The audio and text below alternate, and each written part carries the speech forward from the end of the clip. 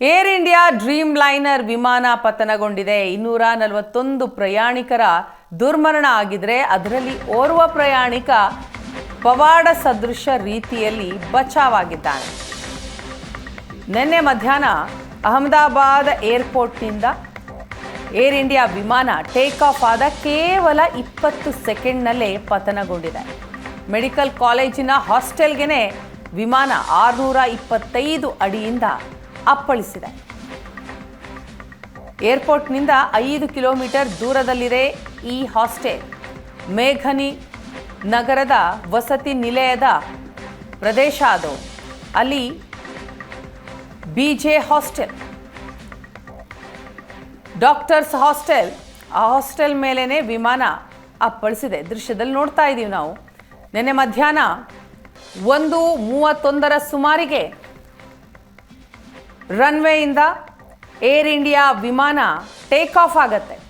Take off ಆದ 20 second, ಕೇವಲ 20 ಸೆಕೆಂಡ್ನಲ್ಲಿಯೇ ವಿಮಾನ ಪತನಗೊಳ್ಳುತ್ತೆ.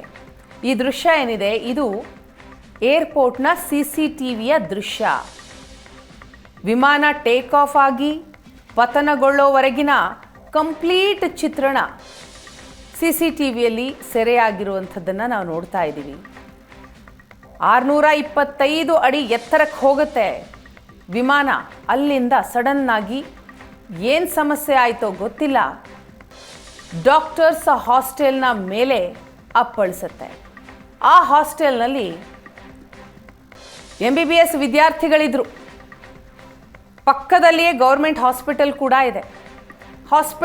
ಹಾಸ್ಪಿಟಲ್ನಲ್ಲಿ ವಿದ್ಯಾರ್ಥಿಗಳು ಟ್ರೈನಿಂಗ್ ಪಡೆದುಕೊಳ್ತಾ ಇರ್ತಾರೆ. ಮಧ್ಯಾಹ್ನ ಊಟದ ಸಮಯ, ಹಾಗಾಗಿ ಹಾಸ್ಟೆಲ್ಗೆ ಬಂದು ಕ್ಯಾಂಟೀನ್ನಲ್ಲಿ ಊಟ ಮಾಡ್ತಾ ಇರ್ತಾರೆ. ಆಗ ಈ ವಿಮಾನ ಬಂದು ಅಪ್ಪಳಿಸಿದೆ. ದೊಡ್ಡ ದುರಂತ ಇದು. 2010 ಮೇ 22ನೆಯ ತಾರೀಕು ಮಂಗಳೂರಿನಲ್ಲಿ ಏನು ವಿಮಾನ ಪತನ ಆಯಿತು, ಅದಾದ ನಂತರ ನಡೆದಂತಹ ಅತಿ ದೊಡ್ಡ ವಿಮಾನ ದುರಂತ ಇದು.